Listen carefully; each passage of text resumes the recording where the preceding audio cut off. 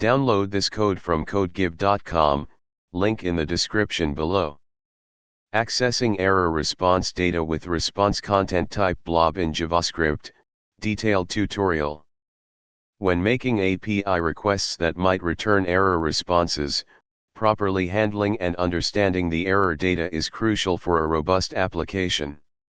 If your API responds with content type, application/octet-stream, or specifically configured as responsecontenttype.blob in some HTTP client libraries, accessing the error data requires special considerations.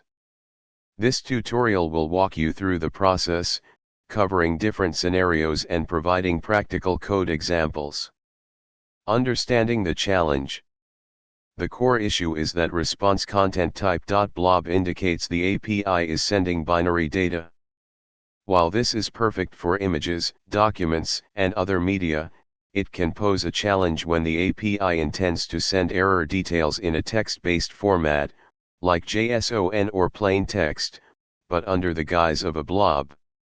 You need to convert this binary representation back into a readable format to extract the error information. Scenarios we'll cover. 1. API returns JSON as a blob on error *. The server sends a JSON payload containing error details, but the content type is set to application/octet-stream or handled as responsecontenttype.blob. 2. API returns plain text as a blob on error *. The server sends a plain text error message in a binary blob format. 3. Handling different error codes and status codes *. Ensuring that you correctly interpret the HTTP status code and extract the error data based on that status. 4. Implementing a generic error handling function *. Create a reusable function to streamline error processing. 5. Using different HTTP client libraries, Fetch API, Axios demonstrate how to achieve the same results with different widely used HTTP client libraries. 6. Dealing with large blobs *. Addressing potential memory issues when working with potentially very large error blobs. Prerequisites. Basic understanding of JavaScript, async/await, promises. Familiarity with HTTP requests, using Fetch API or Axios. A server endpoint that you can control or mock, capable of sending error responses as blobs, for testing purposes. Code editor of your choice. 1. API returns JSON as a blob on error. This is the most common scenario. The server aims to return a structured JSON response with error codes and messages, but the content type is incorrectly or deliberately set to application/octet-stream, and the HTTP client handles it as a blob. Example server-side, node.js with Express, for demonstration. Explanation ***. The /API/resource endpoint simulates an error 50% of the time. When an error occurs, it creates a JSON object error response.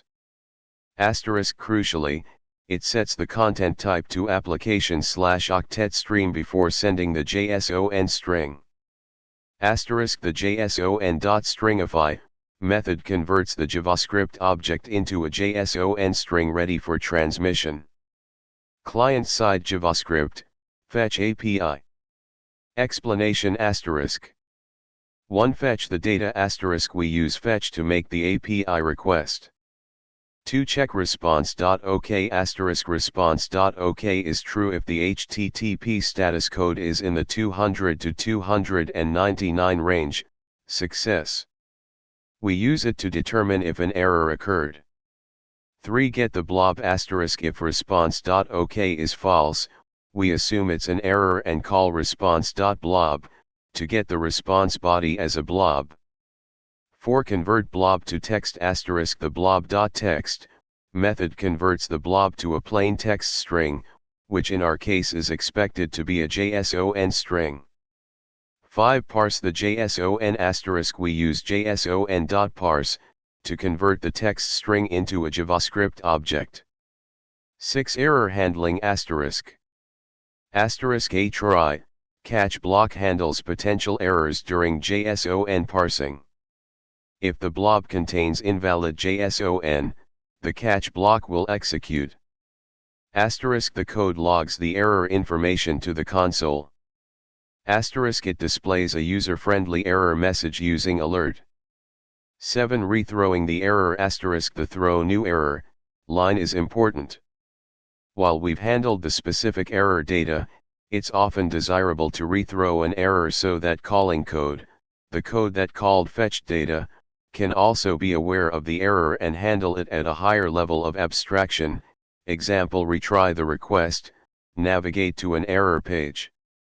8. Success case if the API call is successful, response.ok is true, then the code proceeds to process the JSON response. 9. Global error handling the outermost catch block handles errors thrown by fetch itself, example network connectivity issues. It provides a general error message to the user. Client-side JavaScript, Axios. Explanation, Axios. Import Axios import Axios from Axios, imports the library. Response type, blob this configuration option in Axios.get, explicitly tells Axios to expect the response as a blob. Error handling, Axios provides a more structured error object. Error.response contains the server's response, status code, headers, data, when the server returns an error status code. Error.request represents the request object itself if no response was received. Error.message contains the error message if something went wrong setting up the request, example network error, CORS issue. The rest of the error handling process is very similar to the fetch API. Extract the blob from error.response.data. Convert the blob to text using error_blob.text.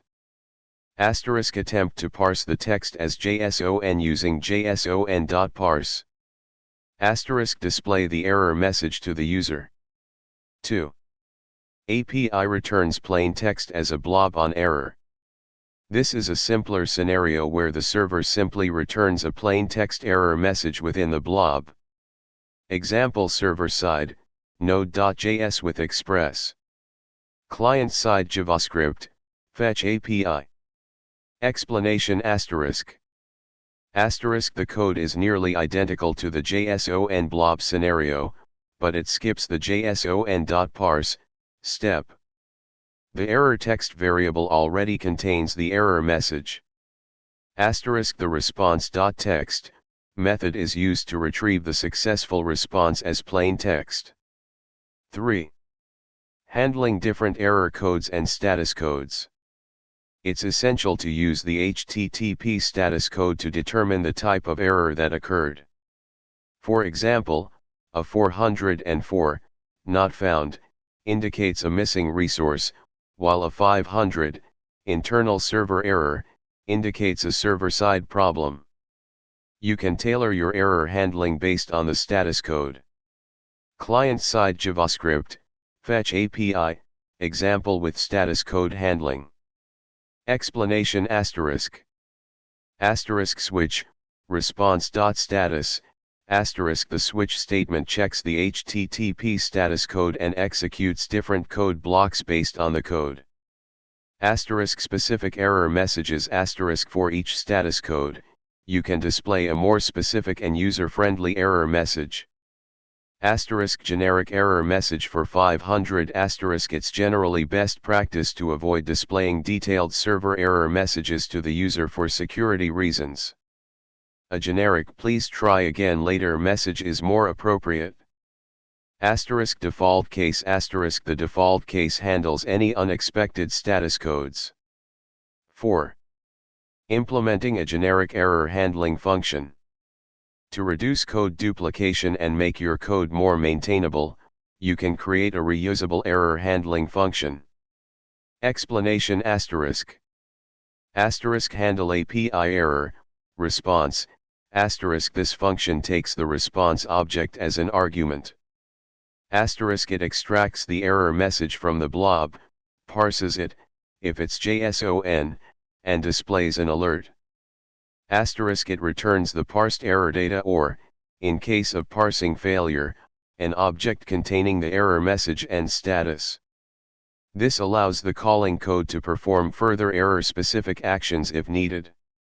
Asterisk in fetch resource, we now simply call handle API error, response, when response.ok is false.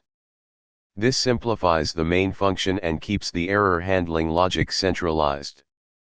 5.